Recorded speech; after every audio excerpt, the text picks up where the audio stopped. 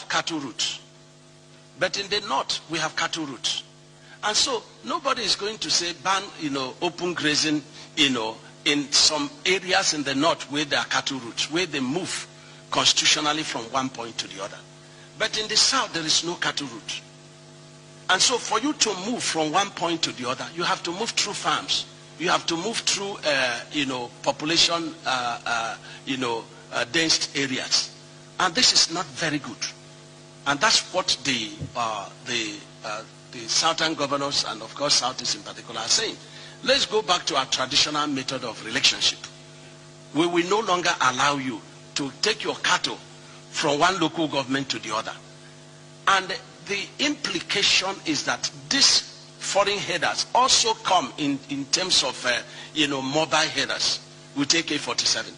So that is a source of conflict. So anybody that is saying that there should be no ban on this thing is, on the other hand, saying that, look, these killings will continue. And that's what gave birth to ESN. Whether we support it as governors, we don't. But the people tend to support it because of the foreign headers that pretend that they are rearing cattle and then they are killing. In my own village, a white man was kidnapped in my village that's doing construction, by these foreign headers. And we've encouraged the federal government, let's treat this, cattle raiding as a business. Take money from the federation account and develop ranches where they are designated ranches, especially in the north. And the northern governors are willing, but it's been frustrated.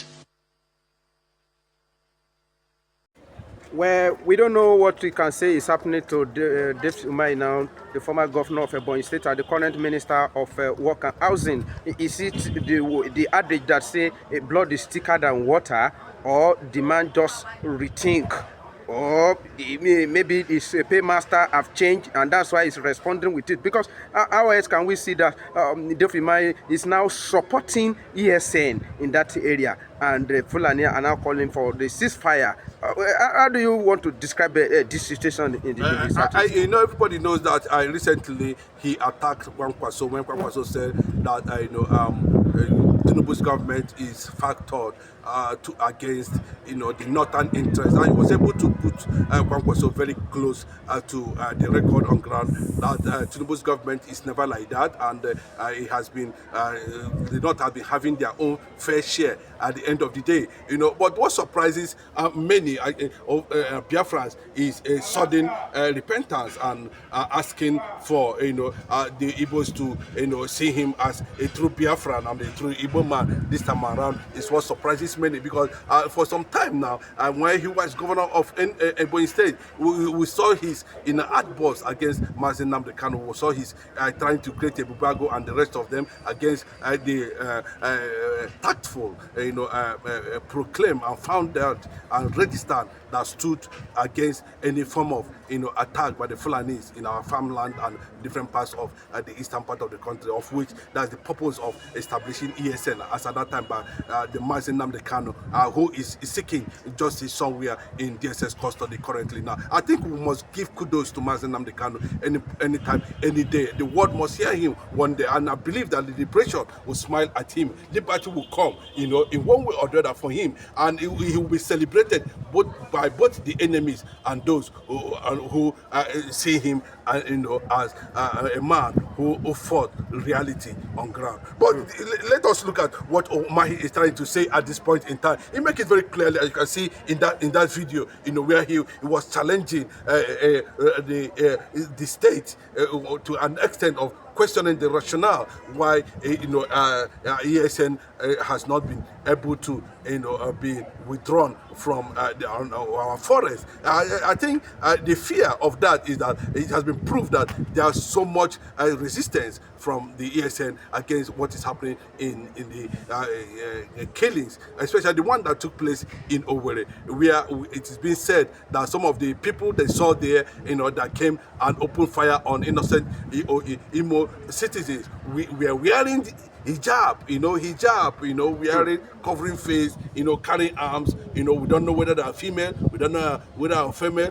we don't know whether the federal government, Fulani agencies, we don't know whether they are Nigerian army, we don't know who they are, but they came suddenly and opened. These are the things that are happening in almost all the forests and boundaries, in Enugu, Benue, the same thing, and ESN has taken over all those, and to understand, rubbished, the agenda. There's mass exodus already, even in their respective ID camp that they call Ruga, they say is Ruga must be established in the eastern part of the country. They saw what Christopher Musa was saying, every 36 states of the federation must accept Ruga and all that. So Umahi, surprisingly, without that apology,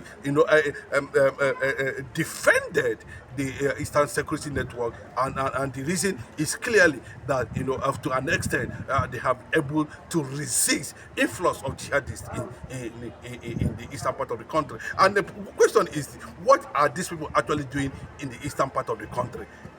That's the question we need to ask ourselves. What is the purpose? What are they looking for? Why are they always in our forests, macheting, killing, raping women, and destroying our farmland with their cows? And you feel that the people should not stand up for it. But when Mazi Nnamdi Kanu came with this idea of ESN, a lot of them shut it down because they believe that it's not something that's going to work. And by the virtue of their position with the federal government, they're going to, it's not going to work. They will use all manner of influence, But that is what the people are saying today. Ebuago is dead.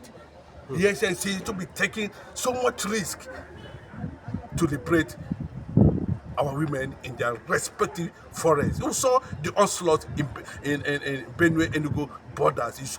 You can see the massive clearance there, by the ESN, and to an extent, the fight is still ongoing. And having seen that, I think to an extent, maybe the government has been getting reports on the successes recorded by the ESN, and looking at it, there's nothing they cannot do. They cannot hide from the truth, not to attract public anger against them for kicking against those who are defending humanity in the eastern part of the country, who are defending civilization in the eastern part of the country. I think that's why he came out and made it very clearly that Mazi Nnamdi Kanu was actually right, and that ESN has actually come to stay, and it has angered the caliphate to an extent that they are challenging that he used his instrument.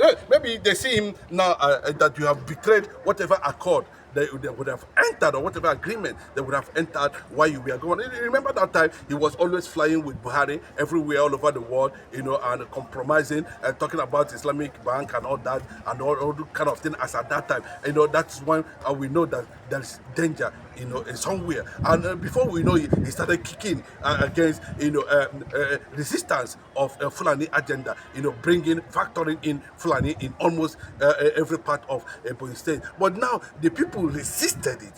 The youth of that state resisted it. Even the current governor of Ebonyi State, Nwefuru, also saw the zealousness and the willingness of this sacrifice from the ESN, and he kept his cool. And Umahi has finally come to the defense and telling the Sokoto Caliphate, that enough is enough, and he can no longer betray his people. And with the reality on ground, ESN is on ground and has come to stay. Whether they look at him from that angle, from the northern Fulani, as he has betrayed whatever accord, that is a business. But if the man has come to realize himself, I think maybe the Igbos may consider, what he's trying to say at this point in time, even though we have, say, reservations that anything can happen. They are politicians, they talk from both sides of the mouth, and most times they can never be trusted. But now, can we say that it is what Nnamdi Kanu has planted that is growing now? Or how else can we describe this Nnamdi Kanu still in the DSS, a cell, and what he has planted that time is still flourishing? How do you relate the two? Because there's no Nnamdi Kanu now to give them direction. But what has motivating them? What has been motivating the ESN? Yes, I think the purpose and the reality on ground, the fear of Islamization, the fear of the conquest, the resistance of the Biafrans all over the world, 85 million Biafrans that have killed into the Biafran restoration and sovereignty and recognition and solidarity that has been taking place in almost all over the world now is what is the bravery that the ESN is enjoying now. The endorsement of the people, the youth of respective states from the eastern region is what is breathing ESN, giving them that strength that is capable of demolishing anything that has to do. I think that's the secret. But we must say it very clearly that Mazi Nnamdi Kanu said it will take 250 years, for anybody to break into IPOB security or disintegrate IPOB. At the end of the day, even while he was still in detention, you can see, the coordination is still ongoing, calmly, professionally, and otherwise. The IPOB has always been there. The IPOB is not about Mazi Nnamdi Kanu. We're talking about the indigenous people of Biafra, both South and Southeast. Now the awareness is ongoing, and people are leveraging on the resilience of the ESN, to checkmate this.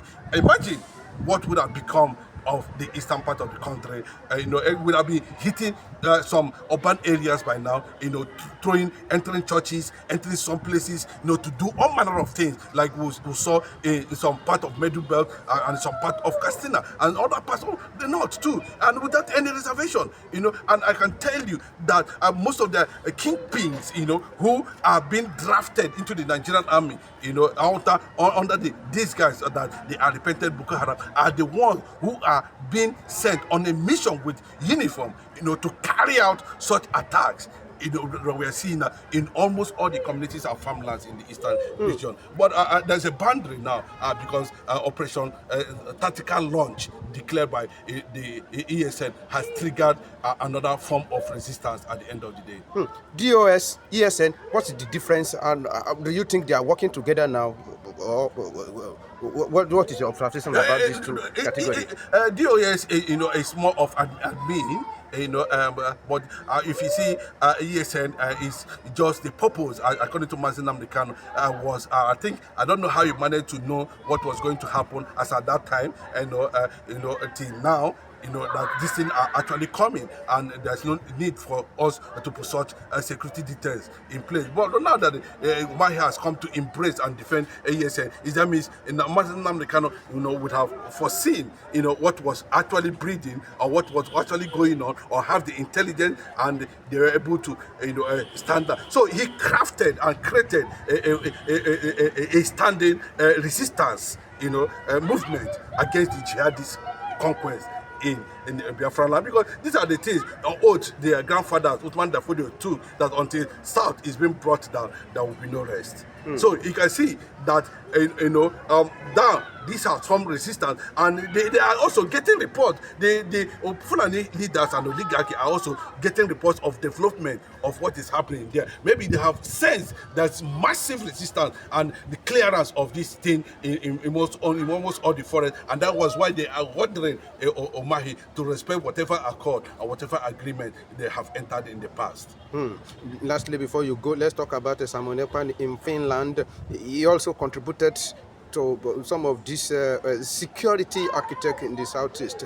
Can you briefly tell us his input in all these things that has come to stay? Yes, I think the attention shifted after the unfortunate illegality that took place in Kenya, which the world is working out completely now to take charge. That was where someone actually stepped in. A great guy, he did well. A Biafran Finland activist. Let me put it that way. He was a politician. He also involved as a reservist, soldier reservist, army reservist in Finland. That means he is ready to defend Finland at any point in time. And I think to an extent he brought that knowledge, trying to, even though he was not able to do anything, but the shouting alone and the revelations alone, the ginger alone, let me put it that way, the sanitization alone added value into the continuous jihadist warfare in the eastern part of the country. Thank you very much, sir.